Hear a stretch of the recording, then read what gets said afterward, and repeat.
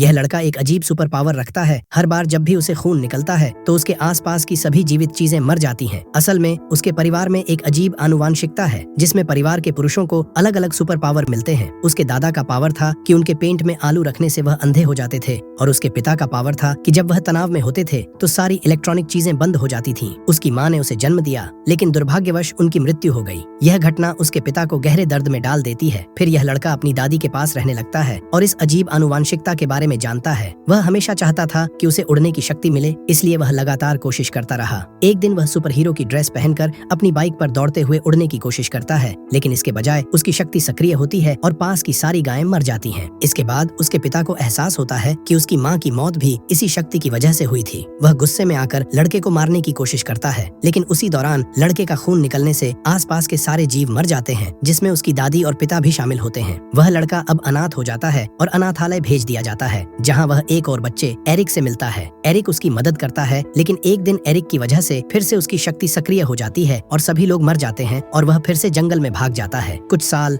वह जंगल में अकेले रहता है और एक लड़की मैरी उससे मिलती है जो एक ऐसी बीमारी से पीड़ित है जिसे कैंसर कहा जाता है। उसकी जिंदगी सिर्फ 3 महीने की है। मैरी के साथ समय बिताते हुए वह लड़का उसे अपना राज बताता है कि उसके पास एक ऐसा सुपर पावर है जो सबको मार देता है जब भी वह खून बहाता है। फिर दोनों एक दूसरे से जुड़ने लगते हैं और मैरी को उसकी शक्ति के बारे में समझ में आता है। एक दिन जब लड़का जंगल में गिर जाता है और घायल हो जाता है तो उसकी शक्ति फिर से सक्रिय हो जाती है, लेकिन आश्चर्यजनक रूप से मैरी पर इसका कोई असर नहीं होता। मैरी उस लड़की को बचाती है और फिर उसके साथ रुक जाती है। उसके बाद मैरी को अस्पताल में ठीक किया जाता है और डॉक्टर यह मानते हैं कि उसकी कैंसर की बीमारी चमत्कारी तरीके से ठीक हो गई है। फिर एक दिन एरिक उसे खोजने आता है और लड़के को मारने की कोशिश करता है, लेकिन लड़के के खून बहने से सभी जीव मर जाते हैं। लड़का अपनी जान बचाने के लिए जंगल में भागता है और मैरी उसका पीछा करती है। अंत में वह लड़का मर जाता है, लेकिन उसकी शक्ति ने दुनिया को नया जीवन दिया। मैरी एक सुंदर बेटी को जन्म देती है और अब उसे यह समझ में आता है कि वह लड़का किसी श्राप का नहीं बल्कि एक आशीर्वाद का हिस्सा था। ये फिल्म यहीं खत्म होती है। अगर आपको कोई सुपर पावर चुनने का मौका मिलता तो आप कौन सा चुनते? कमेंट में जरूर लिखें। चैनल को सब्सक्राइब करना न भूलें।